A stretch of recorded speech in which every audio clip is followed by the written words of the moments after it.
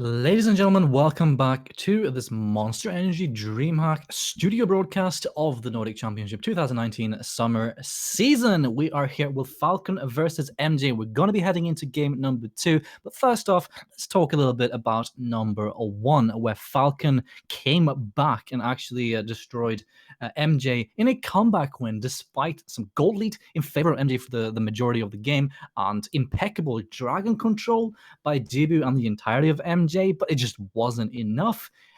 Could they just not close out the game, or what happened there? Trouble. I feel it was a mixture, of indecision and Falcon. Somehow, every time they managed to find a lane for Vladimir darkness or Prize, they managed to find that very quiet lane with not a lot of threats around. They managed to get that Vladimir in there very silently, very low profile. He just farms. And then when Debut decides to come in lane, bam, he just one-shots everyone. And everyone's like, whoa, where did this Vladimir come from? Well, guess what? They were too busy trying to deal with Darkness Z, who was, I think, 6-1 at the point, where it just didn't matter what Kryze was doing in the side lane. And we know what Kryze usually does on the side lane. He either destroys it or quietly destroys you after some time goes past on a farming champion such as Vladimir. So I felt like the indecisions, some overzealous plays at Shelly. I think this is where the scale started tipping towards Falcon, where Debut and Meza start making this play at Shelly, and then they don't actually realize that, wait, our bot lane is not here, and the entire Falcon crew is around Shelly, and then they still continue the fight, lose 3, and then they don't manage to pick up the Shelly again. And then there's another fight around Shelly where they actually, I think they get almost aced, if I'm not wrong. Yeah, because Hatui actually survives, then, Falcon tries to dive him and so on and so on. So a lot of indecision in combination with them not having enough hardened gates to turn a fight around and make these decisive plays that really count. So, for example, when Falcon's Darkness, I think, and Kryze were pressuring bot lane, MJ really needed to pressure that Baron to try and at least pull Kryze's TP in. Now, they were doing the Baron, and once 3 members of Falcon were closing in, they're like, oh, we need to turn around now because we actually are going to die here, Baron. So they weren't strong enough for the Baron to make the Crushma play. Falcon knew that. They pressured until the inhibitor was down, and then they TP Kryze in and wipe out everyone. And through bot lane, where Darkness still was there, Darkness had still not put a single finger into this fight because she didn't need to, they actually won the game. So we saw a face of a different MJ, I would say, where they weren't as decisive and they weren't as aggressive, because we know they're an early game team. They need to establish that advantage in the early game to translate into a mid-game victory. Once it's past that mid-game mark, we've rarely seen them win any game in this tournament. It's really hard for them. Indecision kicks in when they're not ahead. So get something on Debut that can get your head, something like a Lee Sin, something like an Elise. Lee Sin was open. Elise was banned, sure, but Lee Sin was open. He's received the buff onto the damage of his Q as well. Grab him for Debut, grab some strong individual lanes, and then start getting rolling. And for God's sake, I'm pretty sure VL doesn't not know how to play ADC if he doesn't get Zaya. So I'm pretty sure he will be fine on any other ADC that will be given to him. So stop prioritizing the lane you're gonna play from.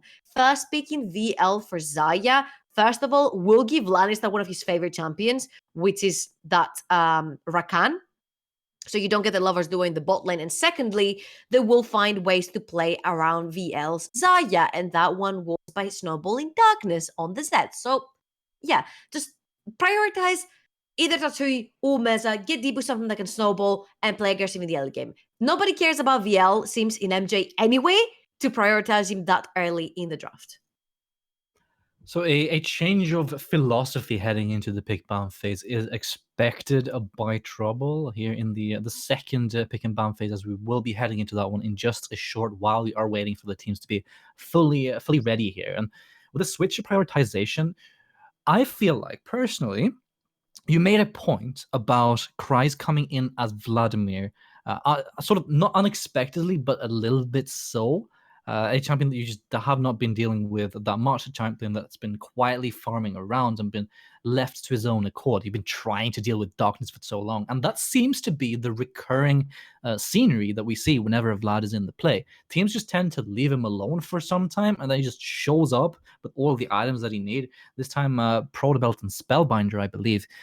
And then just starts wreaking havoc. So you really need to shut down both Darkness and Cries, and especially if there's a Vladimir in play here, I feel like you just can't. These teams just have to stop giving these Vladimir players a free pass, don't you think? Now the problem here is because the Vladimir is a flex pick, you can't actually show both your hands if you're MJ. So you're gonna show something that's strong as Vladimir, something that's potentially strong early game to counter the Vladimir, so he never comes out of this lane strong. But then that Vladimir could also be flexed mid, could also be flexed top, and you can potentially get two counter picks with Vladimir to end up playing another versus another champion that could potentially counterpick you, and then Falkn could be, swapping this around. So I would say just let the Vladimir be and get the advantage through another lane, or try to completely choke the Vladimir by just simply having the presence of Debu there. So even if you're playing on a very passive lane, such as the Gangplank versus the Vladimir, get Debu, get vision on Skedden. We said Skedden does good, Falkn wins. Full stop. So get vision onto Skedden and get Debo on an aggressive champion that not only can 1v1 Skedden if he finds him into the jungle, but can also create pressure onto the side lanes. Forget your bot lane. You're first picking for VL, but you're never playing for him. So forget about that. Play for Mirza or Tatui. And we're going to have to see if they adapt in this specific way, or if we're going to see another early ADC lock-in for MJ, because honestly, Trouble, there are some very clear tendencies here. As you said, they do prioritize these bot lane picks, specifically the ADCs. So there is the possibility for Falkn to just straight up leave Xayah open if you want to the pick and ban phase to play out in a different way. So they don't even have to target VL, who has been a target or a big pop-off carry for MJ in the past, because if you just lock in your ADC quickly, yeah, sure, it can be considered a safe pick, but you also leave the solo lane flexes wide open. There is that Xayah ban, however, as we are heading into picks and bans right away. It's in fact MJ who ban it away themselves, as well as the Aatrox with Elise, Renekton, and Jace taken away from MJ by Falkn. So if Falkn wants a big, high impact first pick, what is it most likely to be here? So it could be a lot of things for them. Again, they can that if they so wish to do so. I was about to say there's the Yumi in that gives bot lane wise that it actually works so well, because here you can pick a Lucian or potentially an Ezreal for Namex, leave him all alone down the bot lane, and just have Skedden playing 1v2 in the jungle with Lannister attached to him the entire duration that he's in the jungle. So great stuff here. You have to get rid. I don't know why they had to get rid of the Xayah. They could potentially give it over, and then they would have to choose either the Yumi or the Xayah, whichever one they wanted, and then you would be able to potentially grab the other one, since you are prioritizing so heavily your ADC picks. Not sure Xayah was something they had to go for here, because there's been a lot of variety as in what Namex plays anyway. He doesn't necessarily prioritize that pick. He plays pretty much everything his team has to offer. I do like the Nautilus pick. We've said it's one of the few picks that can actually counter pick a Yumi. You can grab her just before she's about to attach, pin her in place, and kill her off. We've seen it happen very often. Now, my only worry is that Lannister is not going to be in lane for Eris Nautilus to do that. So here comes the Lucian, of course, something you can stay safe in lane with and potentially CS underneath your tower because of the pressure, whilst Lannister is going on to adventures on Skedden's back.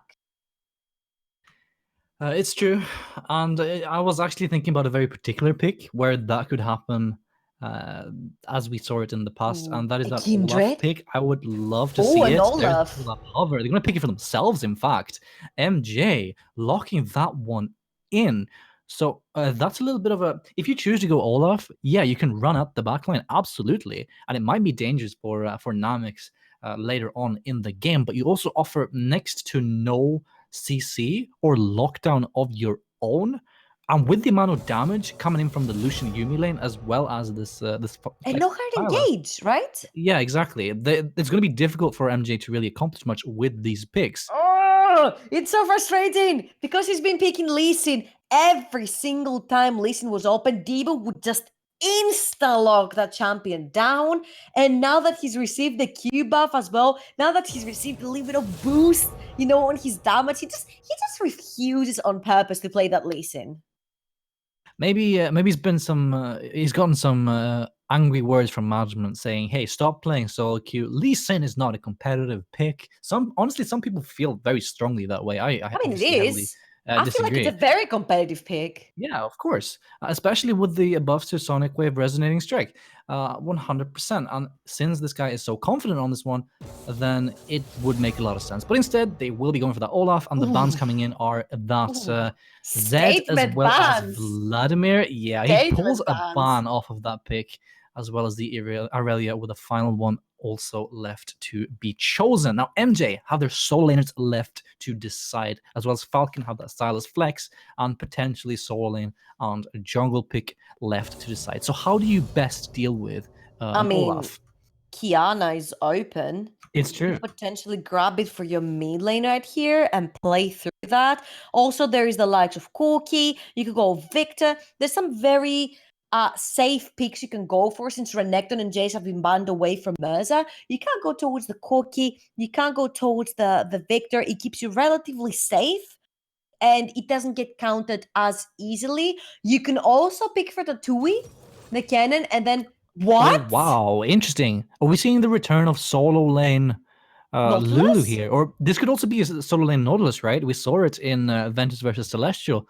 Yeah, Celestial were just having a little bit of fun, perhaps, but solo lane Nautilus, perhaps? This Lulu pick, though, I don't It know. I could like work. solo lane Lulu.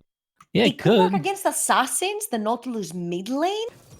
Oh, Oh, beautiful. Graves. baby. Changes to Graves trouble. Take us through them. Oh, so basically he's getting more Yeah. resistance with his E. Every tick of his E, he's getting more resistance. So that makes him more durable against other junglers on the head-to-head. And definitely when you have that Olaf, you want to be taking that 1v1 head-to-head. Now, But I this still trouble. haven't seen him in competitive play to establish, my views around that and whether he's still back into pro play yet. But of course, Kevin's gonna give us, he's gonna give us a little bit of an idea of what the Graves has to offer at this point. Yeah, but look at the composition that Falcon have darted themselves into. It's a triple ADC composition With no with front Koki line? obviously in the mid side. There's zero frontline. There's Sylas, Ooh. yeah, sure, but there's gonna be a solo lane Sylas, and he's Oh likely, yeah, my exactly. You could just god! run something that's gonna straight up run over all of your ADCs. MJ were given so much freedom with this draft. I would have. There's so many answers to this composition, but Oh my god. Tatui, he's gonna have a field day trouble, honestly. I mean, okay. We've talked about this again where we say, okay, if you're gonna pick Yumi, get a frontliner. Because essentially it's like you're playing the game 4v5. There's not a fourth body of a champion into the field. So essentially you're playing 4v5. Even if that Yumi was outside and she wasn't attached, again it's a 4v5. So super squares. So get that frontline. Now, I understand that potentially you want to play Siege and split push with what you have, but then you don't have an established lane where three of your members can sit in and defend in a potential tower dive. And then on the other, oh my god, MJ has so many tools to tower dive you. It's not even funny at this point. Arrow on the Nautilus, Olaf that never dies, and then the lockdown from Lulu and Raven coming in. Oh boy. Okay, so if MJ managed to survive the lanes they have been put in, I feel like in a 5v5, Falcon has absolutely no way of surviving. There's not even a pseudo tank in their lineup. There's Cries on the Silas, but your AP shield is literally gonna do nothing against that team you're against. So right now, if I'm Falkn, I would be asking for a redraft, just saying, "Hey, guys, something went wrong. Can we redo this one?" But we gotta give them the benefit of the doubt. Also, yeah, they're looking for that Graves, and Graves will be a semi kind of frontliner, right? Potentially, don't even go with there. the armor increases.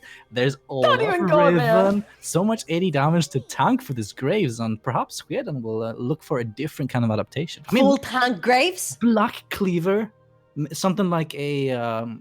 Okay, I don't Sure, he's stanky-ish, but when you get mid-game Olaf and Nautilus in your face, and then these two guys never die, especially the Olaf never dies because you've got Ultimate by Lulu, you've got all the shields coming in, you've got the Polymorph coming in, and then you have VL and Tatui jumping in with these two picks. It's so much nightmare because it's not the fact that you have no tank, it's the fact that you're all so squish, and you're playing 4v5 with a Yuumi. So, Trouble, I'm going to call it right here. Hueren's going to make a clutch triple kill kind of outplay a la Falkn versus Ventus on this Graves. I'm calling it right now at some point in this game, and all of your concerns will be blown out the window. I'm telling you. I mean, I hope for their own sake, because they're the team that actually take this into clean sweep if they want to be at the top of the standings with the most win percentage. So they absolutely have to take this 2-0 to try and pull ahead. Now, my eyes are peeled on the Riven because boy oh boy do I love seeing Riven being played professionally. I find it such a fascinating champion to watch, and I can't wait until to be unlocked on her. And he's pretty much already unlocked. Like, just looking at the draft, right? He will have a field day. Already bullying out Cries in the top side. Can even go for a hyper-aggressive kind of death dance kind of build here. But watch Hueren in the bot side. He's going for the reach around. Actually, no vision has spotted him so far. But there's like barely any setup coming in. There's obviously the prowling projectile, but Eru actually forced to flash very early. The damage is actually here, and there it is, first blood. Hueren picks it up in between the minions, and honestly, Trouble, here we go. And I think we've seen this from Skedden over and over again, where he's just gonna take his buff, do golems, and then wrap around. I think we've seen it from Raxi as well. They do the exact same. Take red, take golems, and then all the way wrapping around the bot lane where it's not warded yet.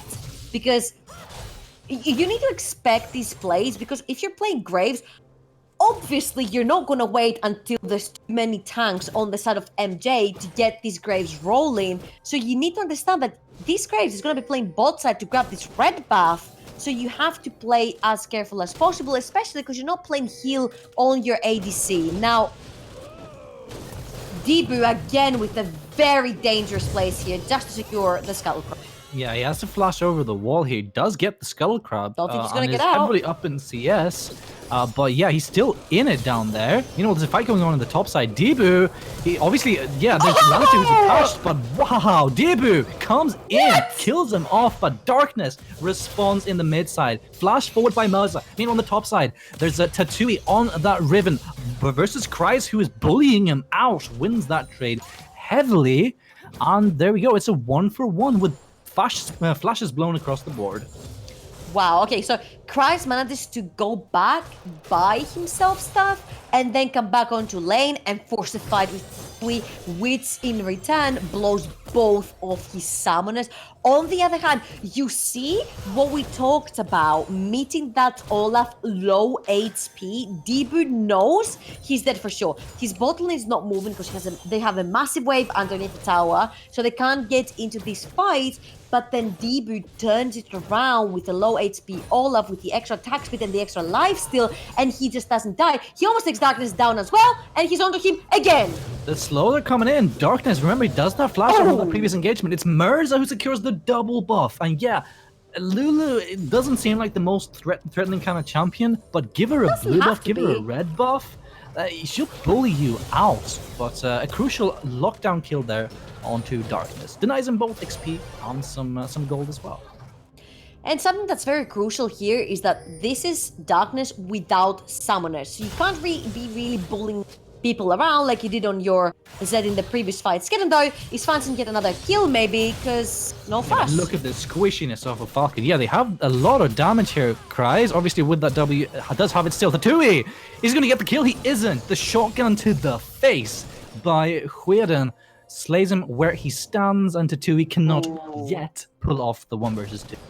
And that's a top laner that has no teleport, no flash, he can't get back into his lane, he gets heavily punished. He does have a cannon wave crashing into his tower, a cannon wave which Deebu is going to gladly take that, but then Tatui is going to be way behind in gold and experience, and that Graves is starting to run away with it now that it's early game. Now, on the other hand, sure, you're still believing for that late game, which is something that MJ in general, we're not used to them saying, okay guys, we still have late game, because they're the mid-game oriented team. So I feel like they're still way not out of it. Sure, it's like a couple hundred gold ahead for Falkn. It doesn't really matter at this point. What matters is don't get the Corki ahead at this point, and don't let the Lucian run away with it. They're keeping Namex way at bay, especially Darkness as well. They've taken both of his summoners, they've killed him once as well. And Lulu is a champion that doesn't very easily die in lane, so you usually just want to pressure in and just chill there. You don't really have much to do, and you can also roam around with Deebu if you have to. And the Lulu Olaf synergy is gonna show later on into the game. Oh yeah, he's not gonna die. No, it's straight up. He's just straight up not.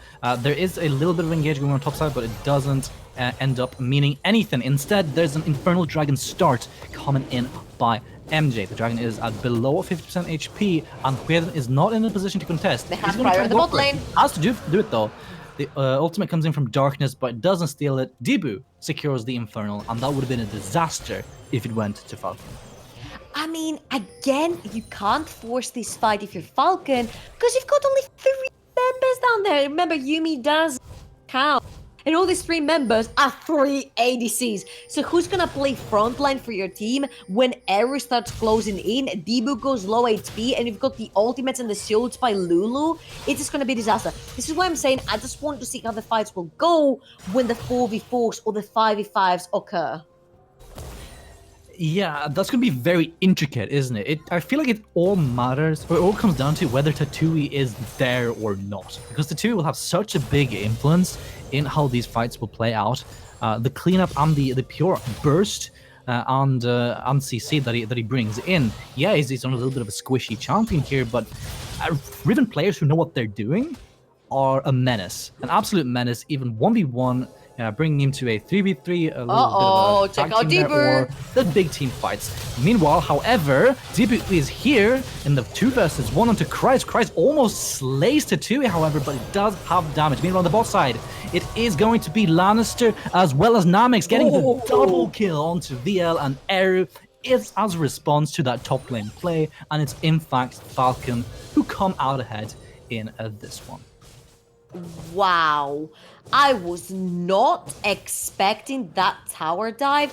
It felt like Eru did not tank enough by VL. VL was caught out of position. He had his flash yet available to try and flash away from the Yuumi ultimate. Exhaust wasn't even needed to be used by Lannister, and that is a huge advantage established in the bot lane. 20 CS ahead for Namex. He has the 2-0. He's so far ahead onto that Lucian, where now actually they can start pressuring the fight, because now the bot lane of Falkn can actually start getting priority over the bot lane of MJ. So when the next dragon spawns, they can actually get the priority onto that dragon themselves this time.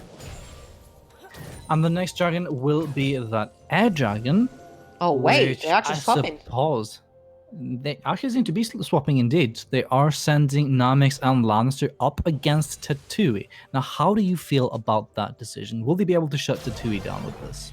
Oh, absolutely. They've got the poke, they've got the mobility to get around the Riven, and also Riven going to struggle a lot, while Silas does have, he does have a little bit of range, at least with his spells, to try and get something going. He also has the wave clear. Now, of course, he's going to struggle as well trying to get anything going, and there's a lot of poke coming in from like a Kai'Sa Nautilus lane, but Riven is going to have a lot more trouble trying to last hit minions underneath her tower. Now, this is where the junglers and the side lanes come in, and saying that, look at why they took everyone up there. They're prioritizing Shelly for Falkn, and they're like, okay, 2 minutes for the jungle, you can have that yourself, that's a Cloud Drake. We're just going to grab Shelly and get all our money onto that Lucian. See, everything is done for a reason here by Falkn. Shelly is down to about 3,000 HP there, but Debu, he's looking for it. TP's coming in. What the flank by Tatui? Beautiful final structure onto several members there, locks down Debu. But Tatui, he whiffs his final jump, completely shut down. Namix dies at the hands of Mirza. Kryze is now the next one on the chopping block, and it's defensive peel away by Falkn. But watch the amount of poke that's coming in. Hidden, as well as Darkness, they're playing this one beautifully. They're disengaging off of the 4 MJ members who are still alive, but I believe Rift Herald, yeah, it was picked up by Hweden during all of this, so yes, they lose 2, I believe, but they do pick up that Rift Herald. But you do get the reply as in what happens on a 4v5 or a 5v5. This was even Debu going in on his own with Mirza. They managed to shut down Namix as well. I believe it was Mirza on the side that actually managed to shut down Namix. And you saw that once the fight happened, again, because they're all squishies, they're all ADCs, everything was so scattered that even if the tree completely whiffed the jump, he completely whiffed the ultimate, it just doesn't matter, because the tanking, the front line for MJ is right there. They're tanking the crucial damage that they have to, and they're engaging. Debu! Oh, look at that damage. Namix just gets absolutely bopped there. Lannister, however, does manage to attach to Darkness on the right side there. Now, Hweden is coming in after that prowling projectile did hit over the wall, but Debu is fairly safe as it stands. He's actually coming in for the flank here on the left side. Don't think he wants to connect with the HP bars of Eru and Mirza being so low. Instead, we do have VL as well as Tatui in the side lanes. VL might even get a turret up on the top side. However, there's a TP coming in. I can't tell if it's Namix or Darkness. Got to be the Namix, actually, with the flank. And VL is TPing away as a response. TP, so, TP out. Teleport in response for teleport. Alright, so obviously having so many ADCs gives you the advantage of being able to take towers much quicker, but without having a front line, you're very prone to getting flanked, you're very prone to getting out-tanked and engaged on, because the Nautilus is sitting on the side of MJ. Now, they are going to surrender the Cloud Drake, but that's not much they need to care about. Like, Cloud Drake, sure, gives you a little bit of movement speed, but like, it's nothing crucial, at least for this particular game right here. Debu's gonna fancy himself a fight? Yeah, he is. Actually, Debu flashes onto Hweden, kills him off. Yeah, there's like 4 members of Falkn there, but who cares? Flash over, dodges Tatui's ult. The blade charge coming in there, Blade of the Exile. Actually, it's Kryze who dashes in, slays Tatui instead. Now, Mirza's in a little bit of a pickle here. The damage is true by Kryze, forces the flash across the board with Darkness slaying Eru as that is all going on. And now it's a low HP Mirza trying to defend versus Darkness as well as Lannister. But the happy feed, the fancy feed, keep him alive for now. What a messy fight. Oh, Debu doing Debu stuff, as always. We said that it was missing. We're missing element going maybe a little bit too over-aggressive in the previous game, like not pulling enough the advantage, not engaging enough. Well, now he's doing way too much of it in this game. You need to weigh the situation. You can't just go in because the other team does not have a front line just because you're Olaf, because guess what? They've got enough damage that if you're isolated, sure, you might take one with you, but you're the only front line there. And remember, VL was all the way into top side. So when Debu and Tatui lose their lives, Eru and Mirza are not going to do any damage to these members of Falkn. So you need to make sure that Debu stays alive, and you've got at least one of your 2 damage leaders in the likes of Tatui or VL there to back you up with damage while you're backing off, and Eru is tanking all this damage that you don't want onto your carries. So a very messy fight. You lose your tank very early into the fight, and then you end up running around because there's too much damage coming out of his Falkn composition. However, Debu did trade that kill onto Queden, I believe, flashing into 4 people just to get that trade-off. And it does alleviate the pressure coming in from Falkn off of that, obviously. They do claim that second turret of the game, final chapter, is here. Baby! Is there? Look at the damage coming in from Darkness. Double kill real quick. Here comes Debu, however, runs at you, but no one dies. Darkness with the zoomy peel by Lannister, but it's a Tatui on the wayside. He's not killing anyone. He's in the middle of 4 ADCs and he can't accomplish anything because the heal and the peel by this cheeky little cat, it's just way too much. You know, Trouble, who would win between an angry exile and a pet? It's the cat. Lannister, it's the out of pet. control. Speaking of the pet, yeah, that's all right. So we said specifically that MJ is gonna be so good in this fight, 5v5. Guess what? They keep on getting caught. They keep on taking fights where they are in a man's or 2-man disadvantage, and that does not help them. You need to group up. You need to have all these ADCs bunched up together, that when your Olaf runs in, he's not all alone. Again, Debu running all alone after VL and Mirza, I think. No, VL and Eru were like disintegrated. Debu runs in, Tatui then runs in on his own, and Mirza's like, guys, we're supposed to be having a team fight here. So yeah, sure, I'm an AP Lulu. I'm strong in the early game, but then you're gonna have to do the work for me. I'm gonna be shielding you. I'm gonna be speeding you up. I'm gonna be giving you extra AP. I'm gonna be giving you extra health. The knockups. You need to do the job. And so far, it's only Mirza with the very calculated sort of pulled back plays, while Debu is going all out in all sorts of wrong ways. And to be honest with you, Trouble, I'm liking this look on Mirza. The more supportive kind of utility style, where he plays the ranged champion, has a little bit of wave clear, has a little bit of utility to aid his teammates. He's known for these kind of in-your-face kind of champions, but seeing him on this pick is just a completely different face, a completely different look for this guy. And it's a good one, I would say, especially with all these synergies around. However, yeah, he does have to then rely on his teammates to do the heavy lifting as he starts to empower them. Oh, top lane. His teammates can't be doing things like this with Darkness, just getting completely slain with Blade of the Exile's assassination, execute damage being way too much for him to handle. But then on the other side, Falkn is grouped up on the bot lane, and of course the Lulu and the Nautilus stop you from sieging. They're pulling down Namex as well. So it doesn't matter if Darkness went down. They do have their way of sieging. Now, of course, you can't stop Tatui in the top side, but what you can do is grab another dragon for yourself, because Tatui does not have the TP to join his team. And I don't know, maybe MJ fancy to contest this Caladric. It is a 4v4. Darkness does not have TP, so it would be an equal fight.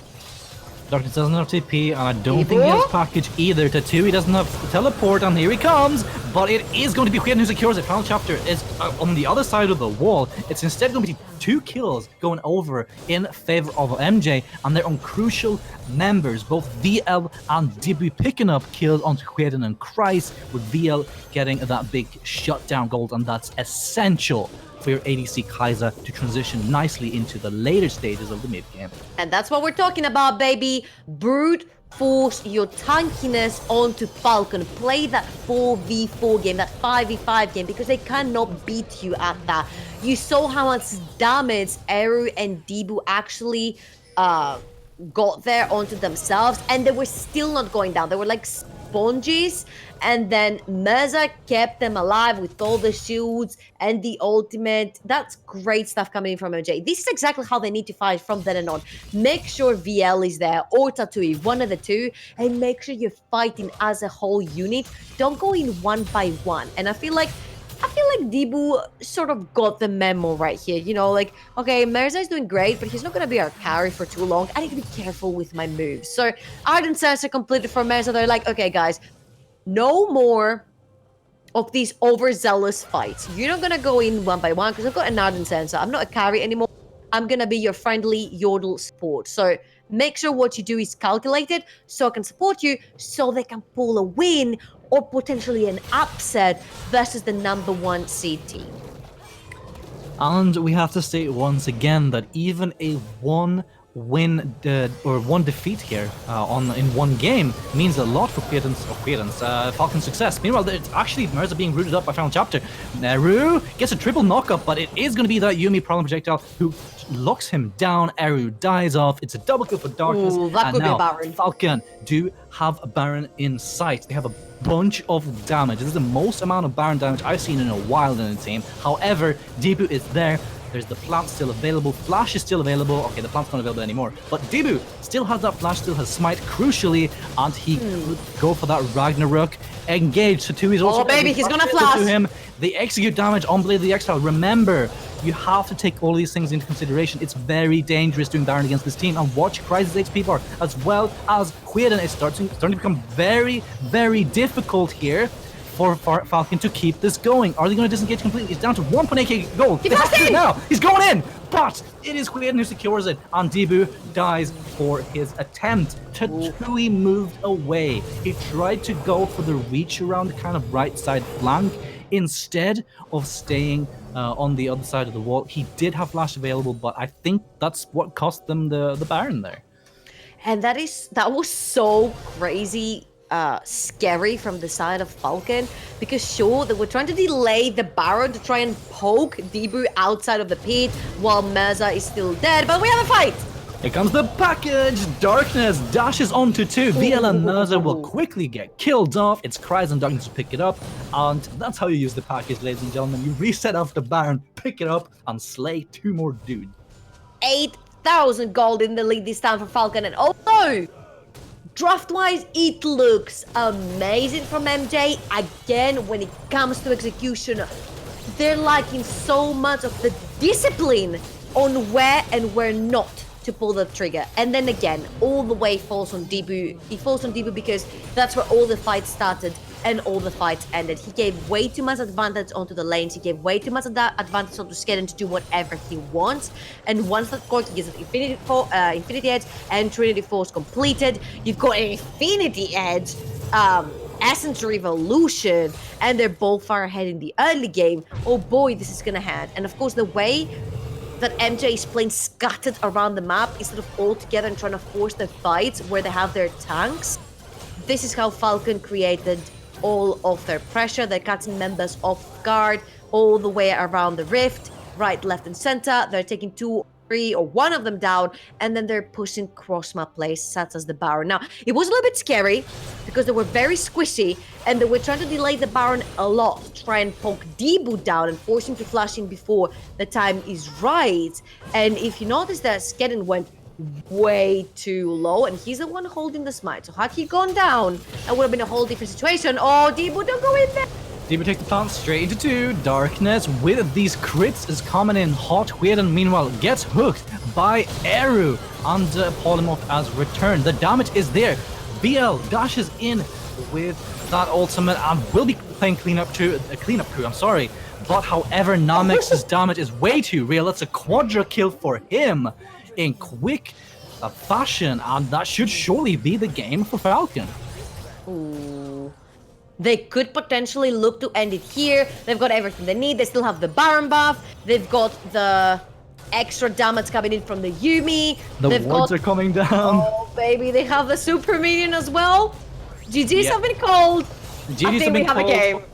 MJ, they're not going to be able to respawn in time yet. Eru is there, and Debu is also coming in, but surely this will be Falkn ending the game right here and now. However, the Nexus is at 1k HP, but there is a Yumi-empowered Lucian pummeling at it, and Falkn will 2-0 sweep MJ, and they have their semifinal spot still within sight. And it's crazy, because it didn't look easy for them to win both games, but then it didn't necessarily look hard. And this is why we're saying that MJ are kind of like a middle of the standings team, because one game they're going to look incredible. The other game, their draft is going to look meh, but they're still going to win because Debu is going to make one of crazy early game plays that are going to get everyone ahead. And then their draft looks great, but then the execution lacks. There's no macro. There's no clear plan on what to do. While the plan is pretty clear, that they have full ADCs, full squishy. All you have to do is group up. Use that Lulu that has Ardent Sensor. She has all the material that you need to actually keep your members alive and win through your tankiness and through having all your damage dealers and your tanks staying alive throughout the fight. Now, they didn't do that. Darkness and Namex snowballed way out of control, and then they couldn't be contained. And you saw that just Namex could just manipulate his way around the entire team fight, and he's too slippery, he couldn't be caught, and he actually cleaned that up with a quadra kill before the end of the game. What a performance. And I want to give a huge shout out to one Falkn player in particular. It's very easy for people to say, oh, you locked in a Yumi, you're going to play 4 versus 5 for this entire game, or you need a front line. Not you too! Not you too! Come on. If you're did you see how much heal and peeling that this guy had to do? There is some decision making to be made, like dashing in between all of these 3 carries that you have to keep your eyes on. I mean, he's working overtime trying to keep these guys alive. So I have to give a shout out to I bet it's really hard playing with only one hand. I mean, come on. I mean, there's still the impact that he had, which cannot be denied, and how he had to keep 3 people alive at the same time. So that is going to be the 2-0 sweep by Falkn versus MJ. And let's take a little bit of a look at the other matches as well. I want to give you guys a little bit of an update here.